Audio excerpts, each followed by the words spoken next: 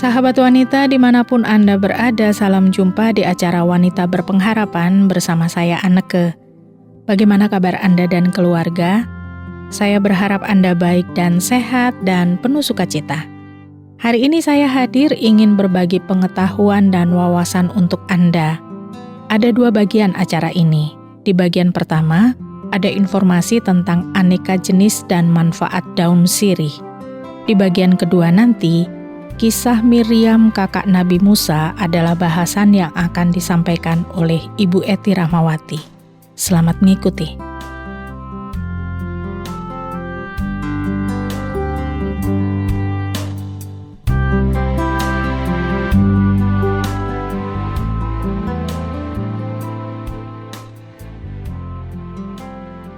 Sahabat wanita, meski perkembangan zaman bergerak ke arah modern, dan banyak meninggalkan hal-hal yang bersifat tradisional, tapi hal ini tidak berlaku untuk obat tradisional atau tanaman herbal yang masih banyak dimanfaatkan oleh masyarakat Indonesia.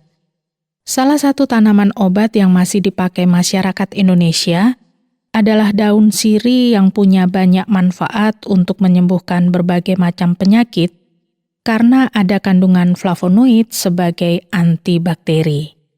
Selain mengandung flavonoid, sirih juga punya kandungan nutrisi lainnya yang tidak kalah penting untuk menjaga kesehatan tubuh. Ada vitamin C, ada tiamin, ada niacin, ada riboflavin, ada karotin yang merupakan sumber kalsium yang bagus, ada tanin juga, ada saponin, ada eugenol, dan beragam jenis minyak esensial lainnya. Kalau bicara daun sirih, ternyata ada beberapa jenis yang memang sudah dikenal. Ada yang mengenalnya dengan sirih Jawa, sirih Belanda, sirih cengkeh, sirih kuning, dan sirih hitam. Tetapi ada juga yang mengelompokkannya dengan nama sirih hijau, sirih putih, sirih merah, sirih hitam, dan sirih gading. Saya akan membagikan penjelasannya sesuai dengan pengelompokan yang kedua. Ada sirih hijau. Jenis ini paling umum dan paling mudah ditemui. Banyak nama lain sirih hijau. Ada yang menyebutnya rangu-rangu, seladaan, atau suruhan. Tapi yang paling umum dan sering digunakan adalah tumpangan air atau ketumpangan. Kalau dilihat dari fisiknya, sirih hijau punya daun berwarna hijau yang begitu menyegarkan mata. Selain warna daunnya yang menyegarkan mata, daun sirih hijau juga punya berbagai macam kandungan yang bermanfaat bagi kesehatan. Ada propana, ada estragol, dan ada hidrosikafikol. Ada sirih putih yang punya daun hijau dengan bintik-bintik putih. Uniknya, meskipun sirih putih ini punya bintik-bintik putih pada daunnya, saat sirih putih ini sudah tua, warna putih yang terdapat pada daunnya akan berubah warna menjadi hijau. Sirih jenis ini tidak hanya dijadikan sebagai tanaman hias, tapi juga sebagai obat tradisional untuk menyembuhkan berbagai macam gangguan penyakit juga. Ada juga sirih merah yang punya nama latin Piper ornatum, dan ini termasuk jenis sirih yang cukup jarang ditemukan. Sirih merah biasanya hanya tumbuh di hutan. Kalau dilihat dari fisiknya, tanaman sirih merah punya warna daun yang didominasi warna merah. Sebenarnya ada banyak sekali kandungan yang terdapat pada sirih merah, seperti kandungan minyak atsiri, alkaloid, flavonoid, tanin polifenol, steroid, dan senyawa neolignan, yang semuanya ini punya andil untuk menjaga kesehatan tubuh. Ada juga sirih hitam yang merupakan salah satu jenis sirih yang masih jarang diketahui banyak orang. Akan tetapi, sirih hitam ini masih satu rumpun dengan sirih hijau dan sirih merah. Kalau dilihat secara fisik, sirih hitam punya warna hitam mulai dari daun sampai ke batangnya, dan daunnya berbentuk waru agak sedikit membulat. Sayangnya, banyak rumor yang menyebutkan bahwa sirih hitam identik dengan hal-hal yang berbau mistis. Tapi sebenarnya, kalau dilihat dari segi manfaat, sirih hitam punya banyak manfaat untuk kesehatan, seperti mengobati rasa nyeri dan gangguan pencernaan. Kalau sirih gading mungkin Anda lebih kenal ya, ada yang menamakan sirih Belanda atau sirih kuning. Kalau dilihat dari bentuk fisik, sirih gading hampir sama dengan sirih hijau, hanya saja ada corak kuning yang terdapat pada daunnya. Jenis sirih yang satu ini bisa didapatkan di toko tanaman hias dengan harga yang beragam, tergantung dari besar kecilnya tanaman. Nah, setelah kita mengetahui jenis-jenis daun sirih, mari kita pahami juga manfaat daun sirih untuk kesehatan. Daun sirih bermanfaat untuk menjaga kesehatan mulut. Seperti yang kita tahu bahwa kadar patogen yang terdapat di dalam mulut merupakan penyebab terjadinya infeksi dan karies gigi. Anda bisa mengatasinya dengan mengunyah beberapa lembar daun sirih. Hal ini dipercaya bisa menghambat pertumbuhan dan aktivitas bakteri. Selain itu, daun sirih sangat populer sebagai penyegar mulut dan bisa digunakan sebagai pengganti obat untuk mengobati infeksi mulut atau gigi. Saat mengkonsumsi makanan dan minuman yang tinggi gula, asam akan bereaksi dengan bakteri yang ada di dalam biofilm gigi. Nah, daun sirih bisa mencegah timbulnya karies gigi dengan menghambat produksi asam itu. Daun sirih juga bisa menghentikan mimisan, karena daun sirih mengandung fenilpopies dan terpene yang jadi kunci utamanya. Cara penggunaannya, cukup menggulung daun ini jadi kecil, lalu masukkan ke lubang hidung yang sedang mimisan. Meredakan penyakit asma juga bisa memanfaatkan daun sirih. Jadi aktivitas antihistamin pada daun sirih inilah yang dipercaya mampu menurunkan kasus asma bronkial. Selain itu, kandungan minyak sirih dan polifenol yang ada dalam daun sirih dipercaya punya sifat antiinflamasi yang bisa membantu meredakan asma. Daun sirih juga bermanfaat untuk mencegah asam lambung. Daun sirih bisa menghambat pembentukan lesi lambung, meningkatkan produksi lendir lambung, dan bisa mengurangi volume sekresi asam lambung. Fitokimia dan polifenol yang ada dalam daun sirih punya sifat antioksidan dan antiulcerogenik. Kedua sifat inilah yang melindungi lapisan dalam usus terhadap racun dan iritasi lainnya. Saya yakin Anda juga pasti resah dengan gangguan kolesterol. Kadar kolesterol yang tinggi merupakan salah satu faktor pemicu terjadinya berbagai risiko penyakit seperti jantung dan stroke. Sebuah penelitian sudah mengungkapkan bahwa daun sirih bisa membantu menurunkan kadar kolesterol, trigliserida, dan kolesterol jahat, serta membantu meningkatkan kadar kolesterol baik. Kadar kolesterol dan trigliserida yang tinggi dimobilisasi atau dipindahkan dari plasma ke hati, kemudian dihilangkan dalam bentuk asam empedu. Jadi sekali lagi kalau bicara daun sirih, ada pengelompokan yang paling gampang dari jenis-jenisnya, yaitu sirih hijau, sirih putih, sirih merah, sirih hitam, dan sirih gading. Secara umum, daun sirih mengandung flavonoid, punya kandungan nutrisi seperti vitamin C, tiamin, niacin, riboflavin, karotin yang merupakan sumber kalsium yang bagus, ada taninnya, saponin, eugenol, dan beragam jenis minyak esensial lainnya. Kekayaan inilah yang membuat daun sirih punya manfaat besar untuk menjaga kesehatan mulut, menghentikan mimisan, meredakan gangguan asma, mencegah asam lambung, bahkan bisa menurunkan kadar kolesterol.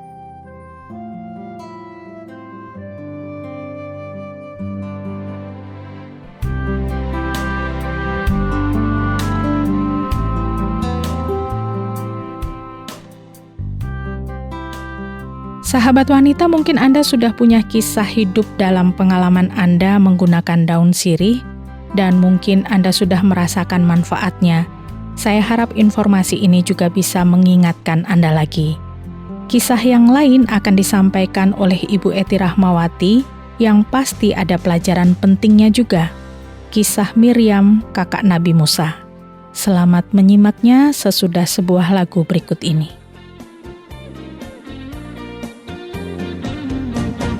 Aku hendak mengagungkan Engkau, ya Allahku, ya Rajaku. Aku hendak memuji nama-Mu untuk selamanya, untuk selamanya. Setiap hari ku mau memuji-Mu, setiap hari ku mau menyembah-Mu, setiap hari ku puji ku sembah dengan segenap hatiku. Sebab Engkau layak untuk dipuji, sebab Engkau layak untuk disembah, sebab Engkau layak dipuji, disembah. Ya Allahku, ya Rajaku.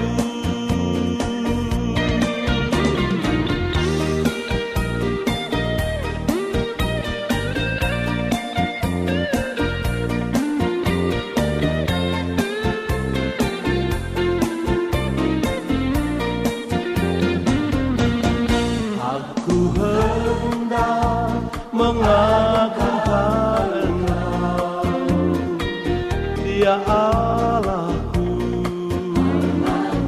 ya Rajaku. Aku hendak memuji nama-Mu untuk selamanya, untuk selamanya. Setiap hari ku mau memuji-Mu, setiap hari ku mau menyembah-Mu, setiap hari ku puji ku sembah dengan segenap hatiku. Sebab Engkau layak untuk dipuji, sebab Engkau layak untuk disembah,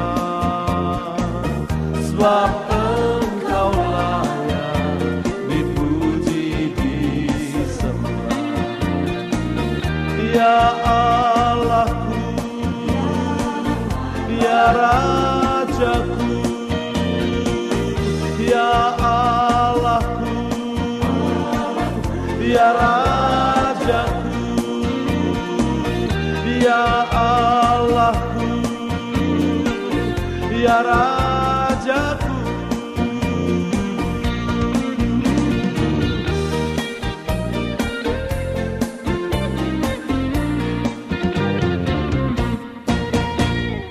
Sahabat, Anda pasti tahu kisah hidup Nabi Musa, bukan? Tuhan menyebut Musa sebagai seorang hamba Tuhan yang setia. Musa juga terkenal dengan tongkatnya yang bisa berubah menjadi ular dan juga bisa membelah laut. Bila Anda ingin tahu tentang Nabi Musa, Anda bisa membacanya sendiri dalam kitab Bilangan. Karena hari ini saya tidak akan bercerita tentang Musa. Saya akan mengajak Anda untuk menyimak kisah kakak perempuan Musa yang bernama Miriam. Mungkin Anda sudah pernah membacanya atau mungkin juga belum. Nah, hari ini saya akan sedikit mengulas kisah Miriam untuk Anda yang belum pernah mendengarnya, atau bagi Anda yang sudah pernah mendengarnya, pasti ada pelajaran yang menarik yang dapat Anda petik dari kisah Miriam ini. Miriam adalah seorang yang pandai memimpin. Pada saat bangsa Israel berhasil menyeberangi laut dengan pertolongan Tuhan, Miriam memimpin para wanita menari dengan rebana dan menyanyi untuk memuji Tuhan. Namun sayang, kepandaian dan kecakapan Miriam sebagai pemimpin ini menjadikan dirinya tinggi hati. Miriam berani memberontak kepada Musa. Pemberontakan Miriam ini bisa kita baca dalam kitab Bilangan pasal yang ke-12 ayat 1-17. Saya akan membacakan kisah pemberontakan Miriam ini untuk Anda. Miriam serta Harun mengatai Musa berkenaan dengan perempuan Kus yang diambilnya, sebab memang ia telah mengambil seorang perempuan Kus.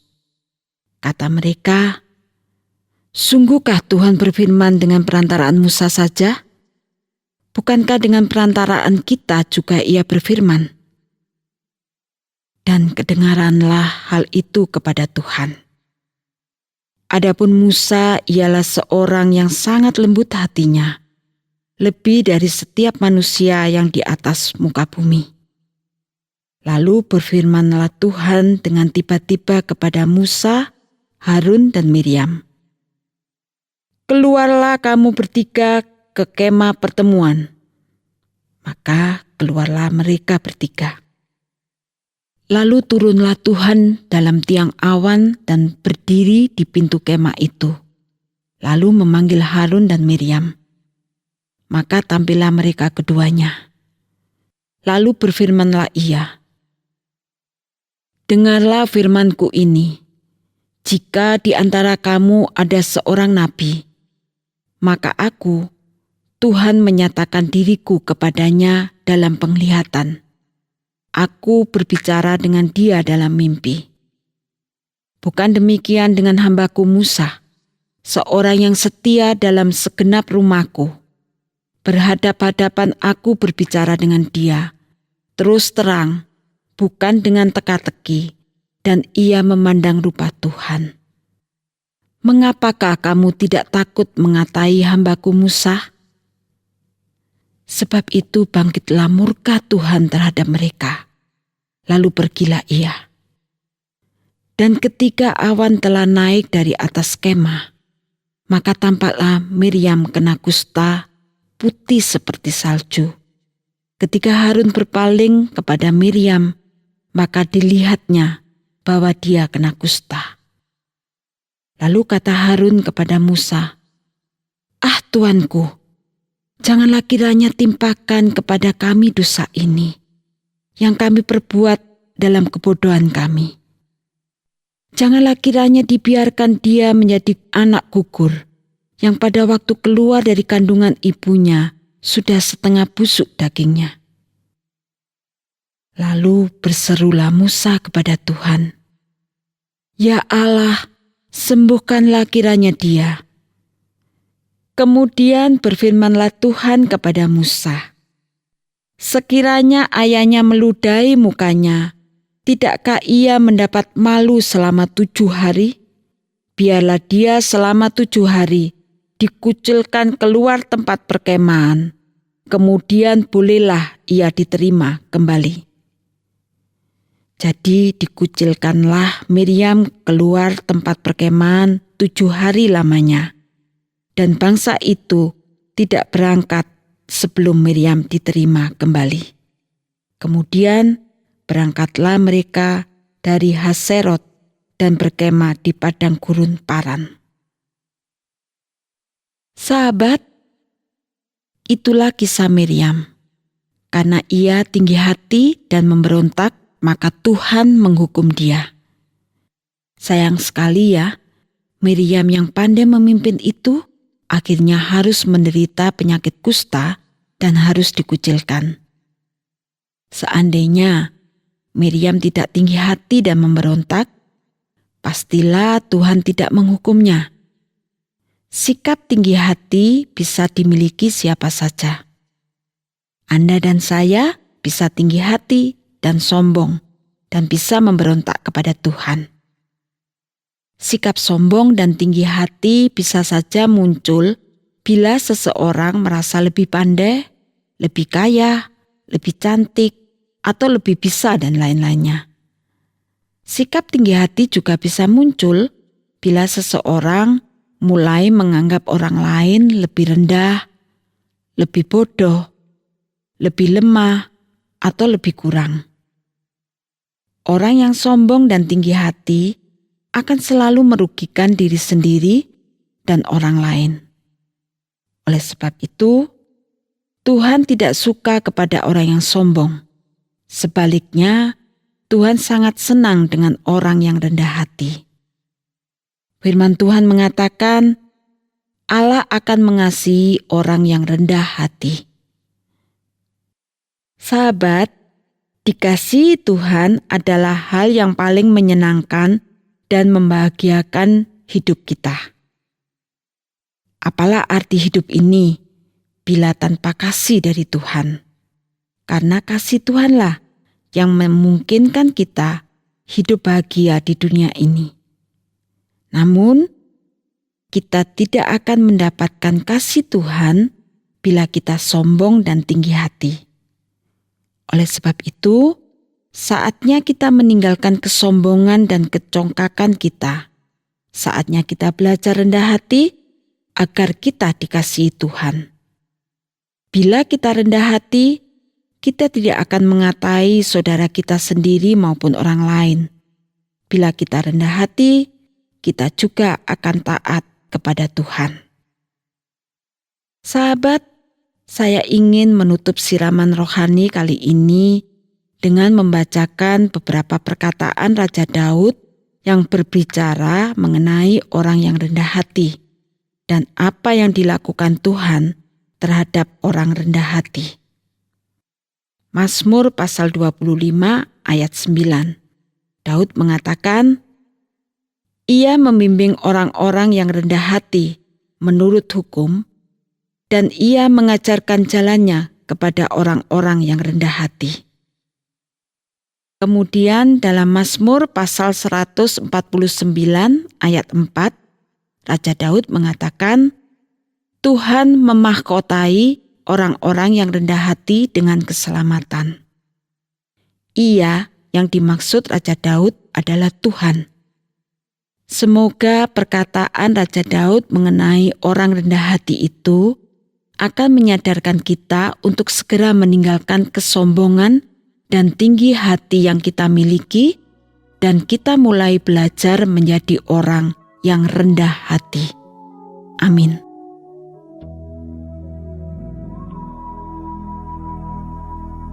Ajariku mengerti hatimu, memahami pikiranmu.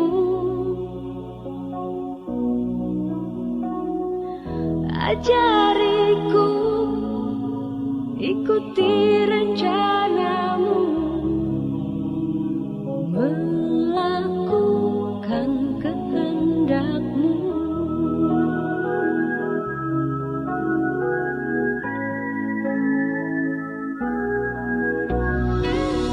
Ajariku mengerti hatimu, memahami pikiranmu. Ajariku ikuti rencanamu, melakukan kehendakmu.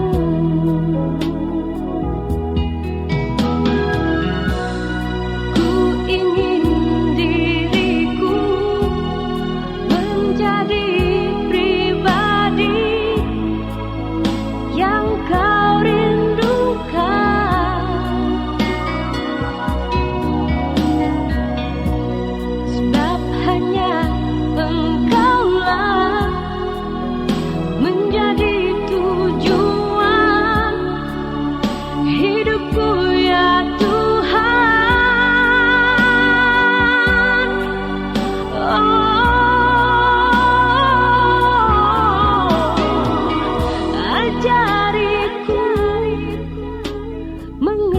mengerti hatimu, memahami pikiranmu. Ajariku ikuti rencanamu, melakukan kehendakmu.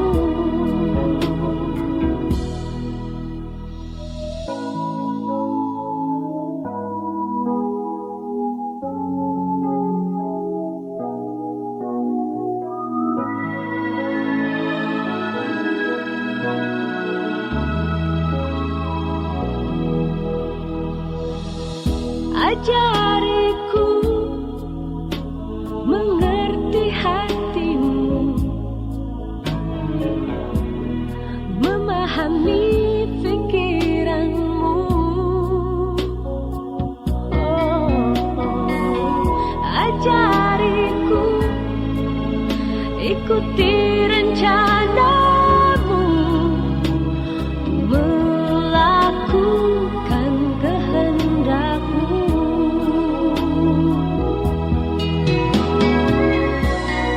Ku ingin diriku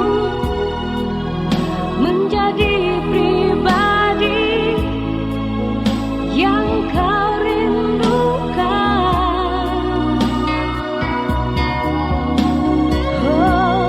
Sebab hanya Engkaulah menjadi tujuan hidupku, ya Tuhan.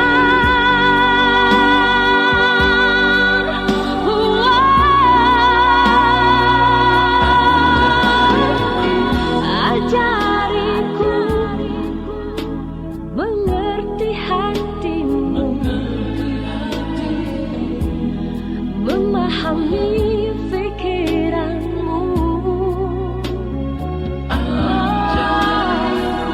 Ajariku ikuti rencanamu,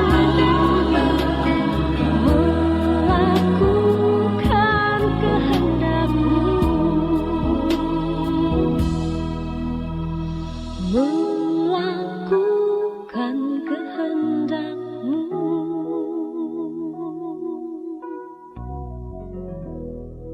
Sahabat wanita, boleh Anda bagi pengalaman Anda setelah mendengarkan acara ini. Mungkin pengalaman memanfaatkan sirih, atau pengalaman kisah Miriam yang memberkati Anda juga. Atau kalau Anda punya pertanyaan, mau menanggapi acara ini, silahkan boleh juga. Kirimkan kepada kami, Wanita Berpengharapan, bisa melalui SMS atau WhatsApp di nomor 081 333 777 386. Sekali lagi di nomor 081 333 777 386. Saya Anneke mohon diri, sampai jumpa.